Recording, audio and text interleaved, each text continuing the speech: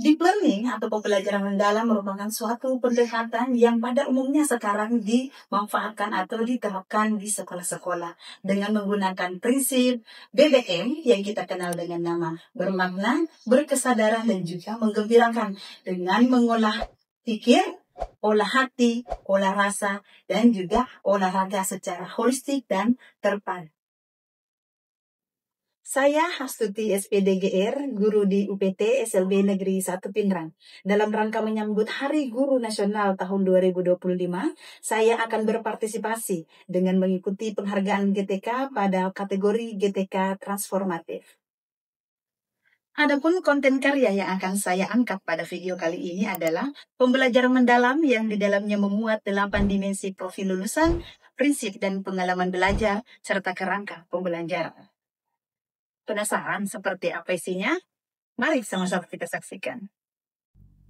Sekolah tempat saya mengajar merupakan sekolah luar biasa yang dimana di dalamnya merupakan anak-anak berkebutuhan khusus.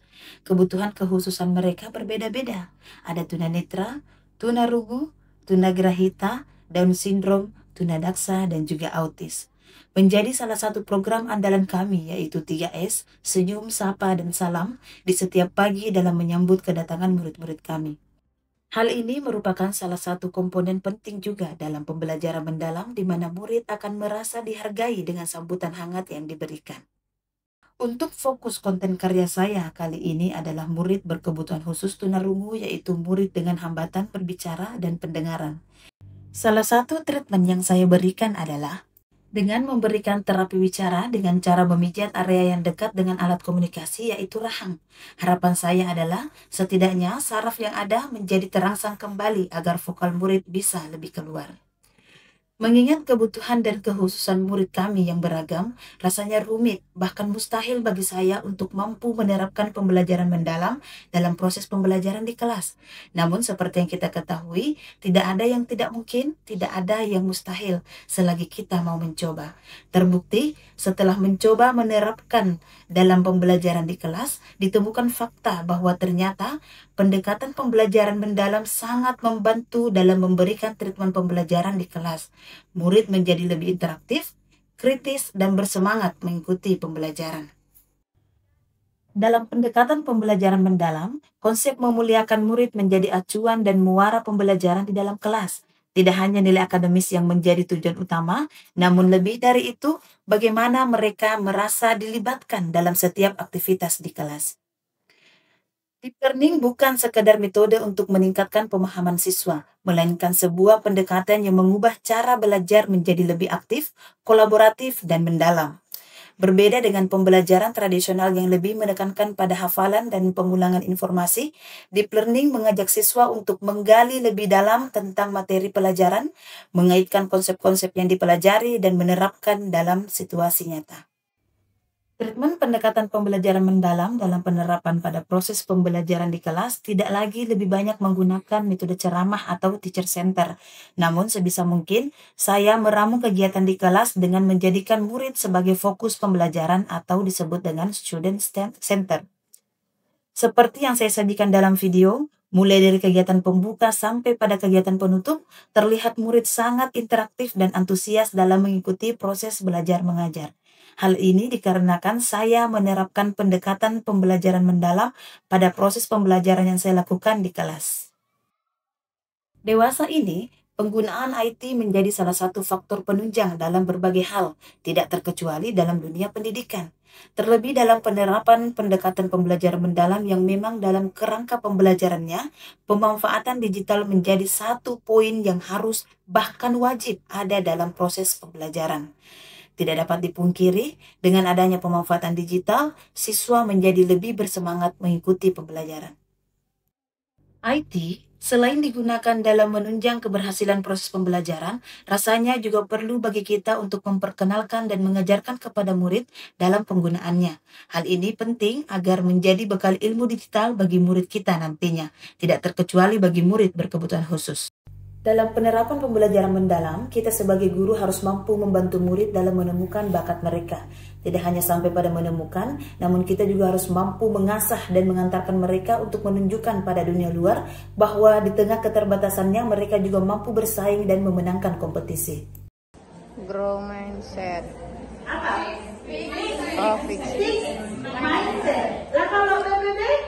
Growth mindset. Nah, terima kasih. Tepuk tangan dulu kita semua. Untuk kita semua ini. Oke. Iya, bahasanya sama. Jadi, DPD adalah pola pikir tetap, PBB adalah.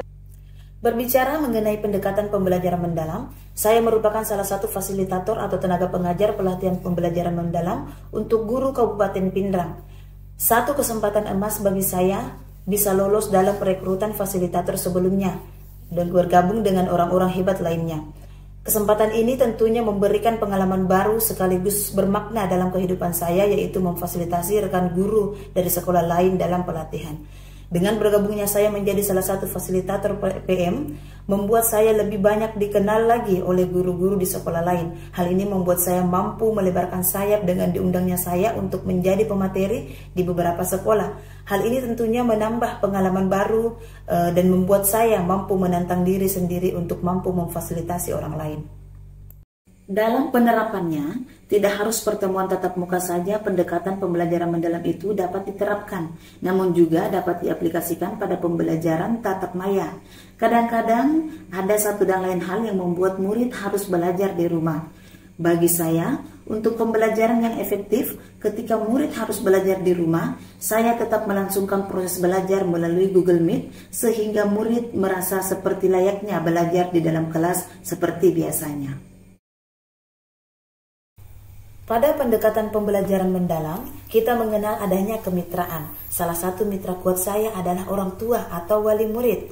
Tentunya dengan menerapkan hal tersebut, berarti saya telah menerapkan pendekatan pembelajaran mendalam dengan baik. Saya menganggap bahwa seperti apa ya saya yang dulunya telah bertransformasi menjadi diri saya yang sekarang. Tentunya dengan transformasi yang positif.